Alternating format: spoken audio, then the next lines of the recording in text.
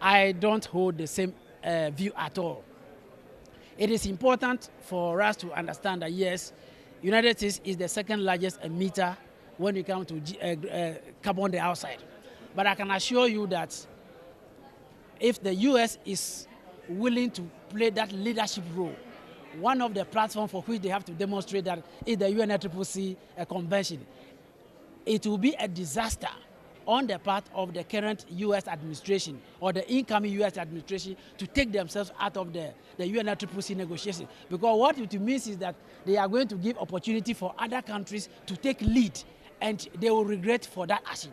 And I hope that when Trump gets into office January 2017, he will revise his position.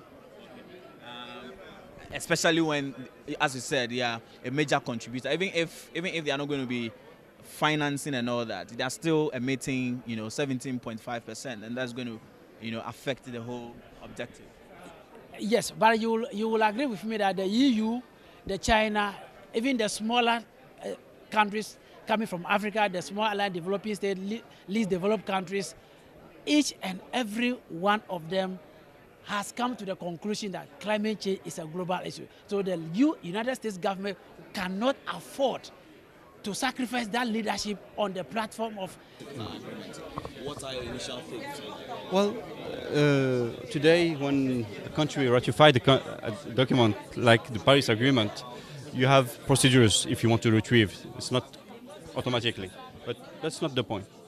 The real point is that there's huge development in the green economy all over the world, and especially in the United States today. And I'm sure that because we're talking about jobs, in the old sectors of energy and in the new sectors of energy, we have to be careful. We are living in energy transition. We're going to use also fossil fuel for a certain time. But we know what's going on. We know how the price, and what we discussed tonight, is how the price of renewable are decreasing, how they're becoming much more competitive. So the economy is here. And it's not only linked to the climate change discussion. It's also because of this new economy that is today completely economic.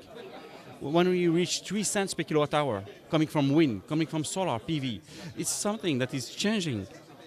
When we will solve, and there's huge revolution on energy storage. So I'm sure that even some countries can be skeptical about climate change, that's one thing, but the energy transition is here. And people are going to look what happened last year. More than 50% of the new production come from renewables today, all over the world.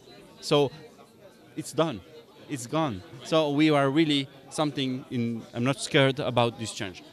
Of course, politically, we really hope, and I'm sure that big countries will have to play the role of locomotive to show, and China also signed, and all the big actors, Europe signed, so ratified. So it's something that is clear that we are still optimistic, and we are pushing now as the Paris Agreement is entering into force. We are having this support. The Paris Agreement, it was done in such a way that it will be very difficult for, even if US pulls out, there are other countries, unlike the Kyoto Protocol, where when US pulled out, it was able to influence some other countries to actually also get out of it.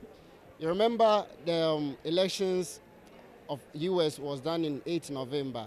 And even after 8 November, we saw some powerful countries like Italy and other countries joining the agreement. It tells you that with or without America, the Paris Agreement will see success. And it's not even good. It's negative even for America as a country, because if you see, as a country, you need to actually set a pace globally for other people to also see your relevance within the globe.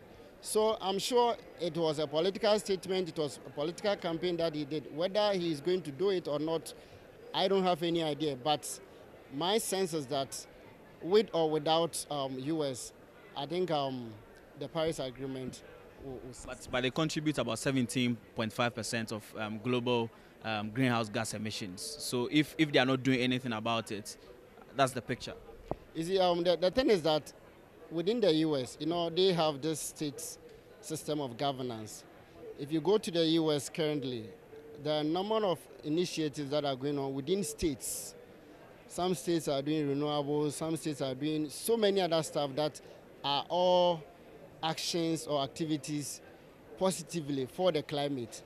The problem is that you need a coordination point at the federal level where leadership could be exhibited by putting all the state effort at the national level. That will be something that is going to be lacking.